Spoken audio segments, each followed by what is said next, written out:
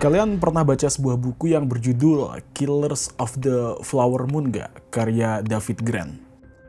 Jadi buku ini tuh mengungkapkan atau menceritakan tentang sebuah teori konspirasi gitu, tentang pembunuhan berantai terhadap sebuah suku Osage di Oklahoma di kisaran tahun 1920-an. Setelah mereka itu menjadi orang-orang terkaya di dunia karena penemuan minyak. Jadi sinopsisnya tuh begini, ini tuh menceritakan pria-pria kulit putih yang menikahi wanita suku Osage. Lalu satu persatu anggota keluarga wanita itu mati secara misterius. Entah itu diracun, ditembak, bahkan diledakkan. Agar nantinya harta yang mereka dapatkan itu jatuh ke tangan suami-suami kulit putih ini. Dan bisa dibilang ini adalah sebuah cerita tentang tindakan kejahatan yang terorganisir di depan mata. Karena begini, saat itu semua orang di kota tuh tahu tentang hal itu. Tapi sayangnya masyarakatnya diam. Kita akan membedah keserakahan tentang sifat manusia yang sistematis ya, mengenai kisah satu ini.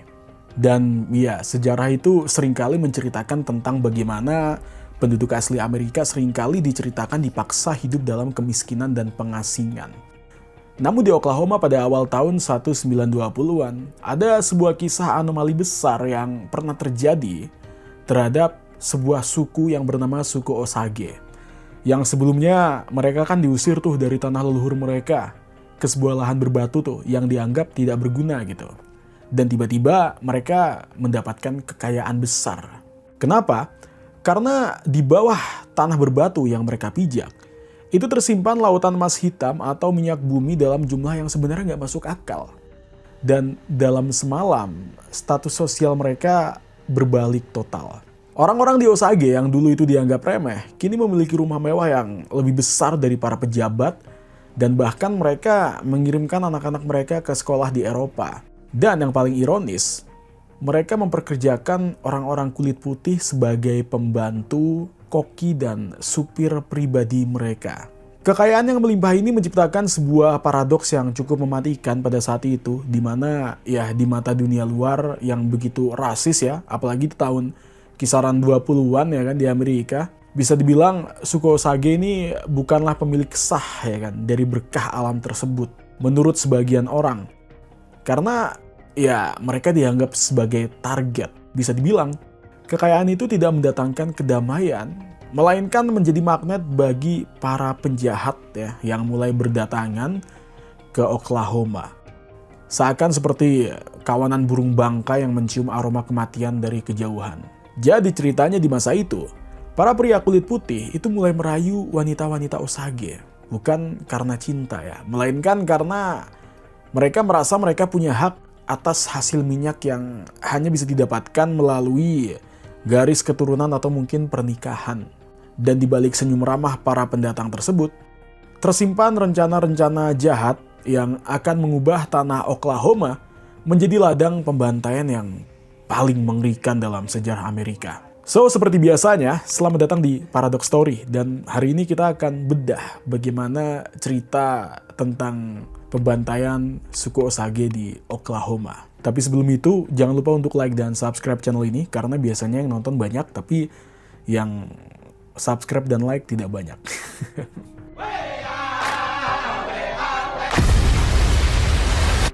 Untuk memahami mengapa pembunuhan massal ini bisa terjadi, tanpa ada yang mampu menghentikannya, kita itu harus membedah dulu yang namanya sistem yang korup dan rasis yang diciptakan oleh pemerintah pada saat itu.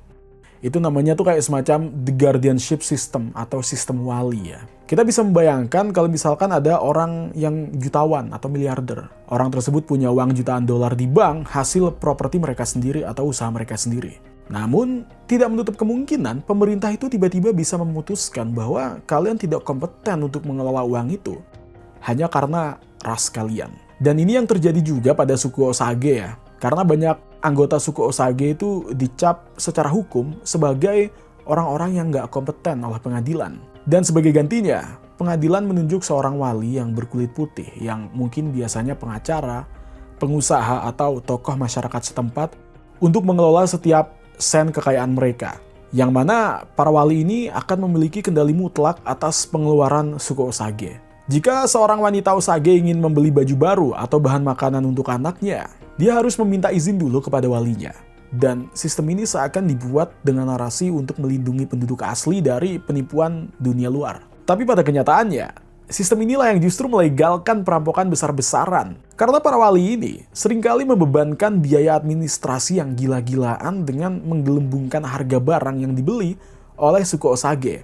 Atau bahkan secara terang-terangan mencuri uang dari rekening yang mereka awasi. Ya, ini tuh mungkin perbudakan finansial ya, yang dibungkus dengan bahasa hukum yang rapi pada saat itu. Dan tentu saja kita mengetahui kalau manusia jarang memiliki titik puas karena mereka akan selalu rakus terhadap beberapa hal. Dan bisa dipastikan, cara tercepat untuk menguasai seluruh kekayaan keluarga dari suku Osage ini tuh ya dengan memastikan bahwa tidak ada lagi anggota keluarga mereka yang tersisa untuk memegang hak waris tersebut. Nah, disinilah cerita mengerikannya tuh dimulai. Bisa dibilang, sistem wali ini menciptakan sebuah ekosistem di mana kematian dari suku Osage atau member suku tersebut menjadi berita bagus bagi para wali mereka. Jika seorang anggota suku meninggal, maka wali mereka seringkali menjadi orang pertama yang mengurus dokumen kematian dan mengalihkan hak ke tangan mereka sendiri atau kelompok mereka. Dan yang paling mengerikan adalah keterlibatan seluruh elemen kota dalam konspirasi ini. Entah itu dari dokter yang memberikan diagnosa palsu gitu kan, bahkan apoteker yang menyediakan racun, hingga polisi yang sengaja memalingkan wajah mereka saat ada laporan penembakan. Jadi memang ketika suku Osage ini dizolimin ya, itu masyarakatnya acuh tak acuh gitu. Dan suku Osage ini terjebak dalam sebuah kota di mana setiap orang kulit putih yang mereka temui di jalan, itu mulai dari tetangga hingga pejabat tinggi, mungkin sedang merencanakan kematian untuk mereka. Ya, mereka bisa dibilang hidup di tengah-tengah konspirasi masyarakat zolim yang begitu luas. Gitu. Sehingga hukum tidak lagi berfungsi sebagai pelindung, melainkan menjadi algojo. Di Oklahoma pada saat itu, muncul sebuah fenomena yang disebut sebagai marriage for oil. Jadi, kalau bahasa Indonesianya tuh pernikahan demi minyak. Gitu. So, pria-pria kulit putih itu secara aktif mendekati wanita Osage dan menikahi mereka. Dan secara perlahan, itu mulai menyingkirkan anggota keluarga wanita itu satu persatu. Kenapa? Karena hukum waris saat itu menyatakan bahwa kalau seluruh anggota keluarga saudara meninggal, maka hak atas minyak tersebut itu akan jatuh sepenuhnya ke tangan pasangan yang masih hidup. Maka ini menciptakan sebuah sistem ekonomi untuk para orang-orang yang memang berdarah dingin gitu. Jadi seakan suku Osage itu diposisikan seperti ternak yang dipelihara hanya untuk disembelih saat waktunya tiba, guys. Dan para wali ini tidak hanya mencuri uang mereka, tapi mereka juga mencuri hak mereka untuk hidup aman di tanah mereka sendiri. So, setiap kali seorang anggota suku Osage itu ditemukan tewas di sungai atau di padang rumput, otoritas setempat itu akan dengan cepat mencatatnya sebagai bunuh diri, atau keracunan alkohol, atau bahkan kematian karena sebab alami. Bahkan jika ditemukan lubang peluru di belakang kepala korban. Ini memang sangat tidak manusiawi dan anjing banget gitu ya. Dan buat mereka, suku Osage ini bukan manusia, melainkan kayak rintangan administratif antara mereka dan sumber daya alam untuk mereka kuasai. Kita akan beralih ke cerita seorang wanita Osage yang bernama Molly Burkhart. Jadi Molly Burkhart ini tuh orang kaya yang punya segalanya.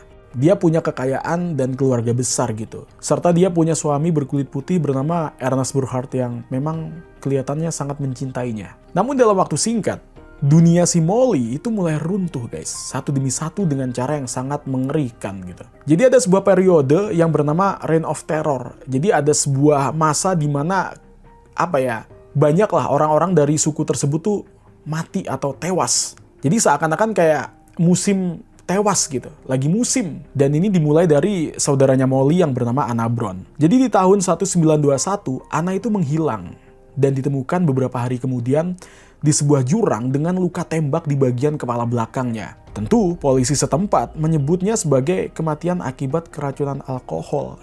Tolol gitu kan. Itu sebuah kebohongan yang sangat tolol ya, untuk dilakukan gitu pada saat itu. Dan sayangnya hal tersebut cukup untuk menutup kasus yang terjadi. Itu baru awal dari penderitaan yang terjadi dengan Molly. Berikutnya, ibunya bernama Lizzie itu meninggal secara misterius karena penyakit yang tak terdiagnosa. Tapi banyak yang yakin bahwa kematian Molly ini diakibatkan diracun secara perlahan lewat makanan atau obat-obatan. Gak cuman Molly, tapi saudaranya Molly bernama Minnie juga meninggal dengan gejala yang sama. Di usia yang sangat masih muda. Jadi bisa dibilang kematian-kematian ini memiliki pola yang sama, yaitu mereka yang memegang hak atas minyak atau kekayaan itu wasted satu persatu dan warisan mereka mulai mengerucut menuju satu titik. Tentu suaminya. Puncak tragedi ini itu terjadi ketika saudaranya Molly yang terakhir bernama Rita Smith yang merasa sangat ketakutan akan mati dengan cara dibunuh. Dan saat itu dia tuh tinggal di rumah yang dijaga ketat ya bersama suaminya. Namun tentu saja ya para penjahat-penjahat brengsek ini ya kan di tengah malam ya ternyata mereka tidak menembak rumah tersebut melainkan meledakkannya dengan dinamit yang sangat besar guys. Rita, suaminya dan pembantu mereka pun akhirnya tewas seketika. Ledakan tersebut tuh bukan sekedar istilahnya pembunuhan tuh bukan. Ini bisa dibilang sebuah pesan teror kepada seluruh suku Osage ya bahwa tidak ada tempat persembunyian yang aman kayak Anonymous gitu. Bahkan di dalam rumah yang terkunci rapat sekalipun. Maka POV-nya Molly pada saat itu dia harus hidup di tengah pemakaman keluarganya sendiri. Sementara dia sendiri mulai merasa sakit juga secara misterius. Diceritakan dia tuh menderita diabetes ya. Dan suaminya Ernest ini setia memberikan suntikan insulin setiap harinya. Namun alih-alih membaik, kondisi Molly justru semakin memburuk hingga dia hampir tidak bisa berjalan lagi. Maka disinilah letak kengerian psikologis yang terjadi ya. Molly tidak tahu bahwa suaminya itu pria yang selalu bersama dia adalah bagian dari rencana pembunuhan tersebut. Jadi gini, ada sebuah konspirasi yang terjadi.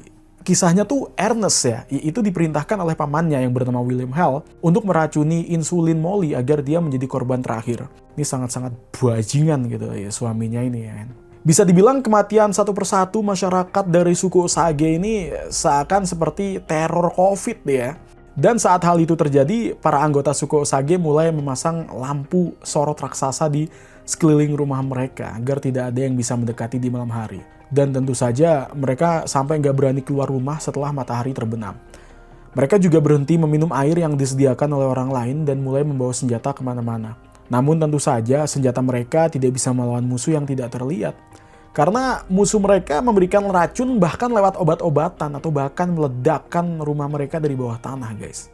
Jadi skala teror tersebut tuh diperkirakan ya hingga menewaskan ratusan orang. Dan sebagian besar kasusnya tidak tercatat dalam sejarah sebagai pembunuhan. Dan banyak juga orang Osage yang menghilang atau ditemukan tewas di sungai tanpa ada investigasi sama sekali. So, seluruh kota juga seakan diam membisu gitu. Meskipun mereka tahu siapa yang melakukan hal jahat tersebut, tapi masyarakatnya biadab. Para saksi mata juga dibungkam dan mereka mencoba untuk melaporkan ke Washington ya tentang hal-hal mengerikan ini. Seolah Oklahoma benar-benar menjadi neraka pada masa tersebut. Jadi kegagalan total otoritas lokal di Oklahoma akhirnya memaksa sebuah lembaga baru lahir di Washington untuk turun tangan. Bukan mengutus Arthur atau John Marston ya. Dan tentu mereka dipimpin oleh seorang pria muda bernama J. Edgar Hoover. Jadi lembaga tersebut tuh bernama BOI yang nantinya akan kita kenal sebagai FBI. Jadi ini evolusi dari sejarah FBI. So Hoover tuh sadar bahwa kasus Osage ini bisa dibilang menjadi ujian antara hidup dan mati bagi agensi yang dia buat. Jika dia itu gagal, maka kredibilitas penegak hukum federal akan hancur dan tentu saja image mereka akan semakin buruk gitu. Namun Hoover tidak mengirim agen-agen guys. Jadi dia itu tahu kalau di Oklahoma, orang asing akan langsung dicurigai dan mungkin akan diwastetin di tempat. Dia pun menunjuk seorang pria bernama Tom White, seorang mantan Texas Ranger yang memang bernyali, tentu akan mengingatkan kita dengan John Marston ya kan. Dan dia juga paham tentang dunia perkoboyan, dan dia memimpin investigasi paling berbahaya pada saat itu di Amerika. Tom itu melakukan sesuatu yang revolusioner pada zamannya. Dia membentuk tim penyamaran atau undercover agent. Ada yang menyamar sebagai penjual asuransi, ada yang jadi pembeli ternak, hingga menjadi dukun pengobatan herbal seperti Shang Tsung. Mereka masuk ke dalam komunitas Grey Horse dan mereka mencoba untuk mencari informasi gitulah di bar. Dan memperhatikan siapa yang sebenarnya memegang kendali di balik layar dan pembantaian yang terjadi. Dan tentu penyelidikan tersebut mendapatkan hasil. Jadi ada seorang bernama William Hale, seperti yang disebut tadi, ini tuh tokoh masyarakat yang paling dihormati dan dia seringkali menyumbang ke gereja dan bersahabat dengan semua orang di Osage. Dia menyebut dirinya sebagai sahabat sejati suku Indian. Namun ya tentu saja di balik topeng-topeng orang-orang ini tentu ini dia adalah otak dari berbagai hal-hal mengerikan yang terjadi. Karena si Hale ini mengontrol kepolisian guys, dan dia juga lah yang mengontrol wali-wali yang ada di sana. Dia bahkan mengontrol keponakannya sendiri bernama Ernest Burkhardt ya untuk melakukan perwastetan atau pembunuhan demi warisan. Jadi penyelidik FBI atau BOI itu menghadapi tembok besar yang disebut kode etik tutup mulut. Bahasa Inggrisnya apa ya, lupa gue. Intinya siapapun yang bicara akan berakhir di dasar jurang. Tentu saja John Marston White dan timnya mulai menemukan berbagai celah-celah untuk mereka lakukan. Mereka pun melacak asal-usul dinamit yang seringkali digunakan untuk meledakkan rumah, especially rumahnya Rita Smith.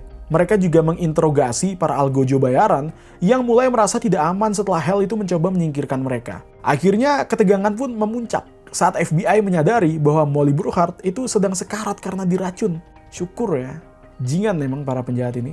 Mereka pun harus bergerak cepat ya sebelum saksi kunci terakhir ini wasted atau tewas. Dalam sebuah operasi yang dramatis, FBI akhirnya berhasil mengumpulkan cukup bukti untuk menyeret William Hale dan Ernest Burkhardt ke meja hijau. Mampus! Ini adalah pertama kalinya dalam sejarah Amerika Serikat melakukan investigasi modern dan penyamaran skala besar untuk digunakan membongkar konspirasi kriminal yang begitu dalam.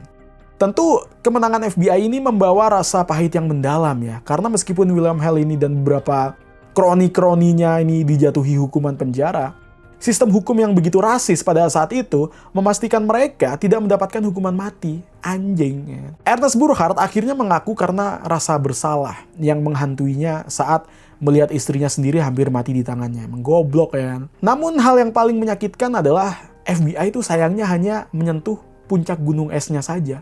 Dan investigasi Tom White itu fokusnya hanya pada keluarga Molly Burkhardt gitu. Karena kasus itu yang paling banyak buktinya. Dan sebelumnya kita tahu kalau kasus ini udah menewaskan ratusan orang gitu kan. Sementara bagi suku Osage ya, luka ini tetap menjadi luka yang terbuka, lebar, dan sangat menyakitkan mereka. Karena banyak pembunuh lain dan wali-wali korup lainnya itu tetap bebas dan terus menikmati harta hasil rampokan mereka. Ya, mungkin FBI bisa dibilang lahir dari kasus ini ya. Tapi tentu kalau kita ngebahas tentang keadilan yang diberikan, emang tidak setimpal dan tidak setara sih. Endingnya, tragedi Killers of the Flower Moon ini sebenarnya bukan sekedar sebuah cerita tentang bagaimana pembunuhan terorganisir dan diamnya masyarakat, guys. Tapi bagaimana sebuah bangsa seakan kehilangan nuraninya di hadapan kekayaan yang melimpah atau tujuan-tujuan tertentu yang mereka sebenarnya tidak pahami. Molly Burkhardt akhirnya selamat dari racun tersebut. Namun dia harus hidup dengan kenyataan pahit bahwa pria yang dia cintai, anjing, adalah orang yang membantu membunuh seluruh keluarganya. Dia akhirnya bercerai dari Ernest dan mencoba membangun kembali hidupnya. Mampus. Tapi tentu bayang-bayang Reign of Terror ya, itu tidak pernah benar-benar meninggalkannya. Karena tanah yang mereka tempati yang seharusnya menjadi sumber kesejahteraan bagi generasi mereka atau generasi penerus malah menjadi monumen kesedihan yang begitu dalam. Tapi bagaimana menurut kalian? Apakah ada cerita yang mirip dengan cerita seperti ini selain kisah suku Osage? Coba kalian tulis di komentar. Tapi kalau dilihat-lihat sih, semakin berkembangnya zaman, tentu manusia-manusia tuh udah mulai punya nurani yang lebih besar dan empati gitu. Tapi tentu kalau kita ngomongin empati ya, manusia modern tuh lebih punya empati yang lebih besar dibandingkan manusia-manusia pada masa itu yang emang nggak tahu otaknya pada dipantat gitu. Sampai tega melakukan pembunuhan terhadap orang yang mereka cintai, emang tolol gitu. So, terima kasih sudah menonton Paradox Story tentang sebuah kisah mengerikan dari suku Osage berdasarkan sebuah buku yang berjudul Killers of the Flower Moon karya David Grant. Kalau kalian suka kisah-kisah berdasarkan kisah nyata atau mungkin kisah-kisah thriller dari buku tertentu, next aku akan bahas. Terima kasih sudah nonton. Aku Zaganos dan stay safe and see you next video.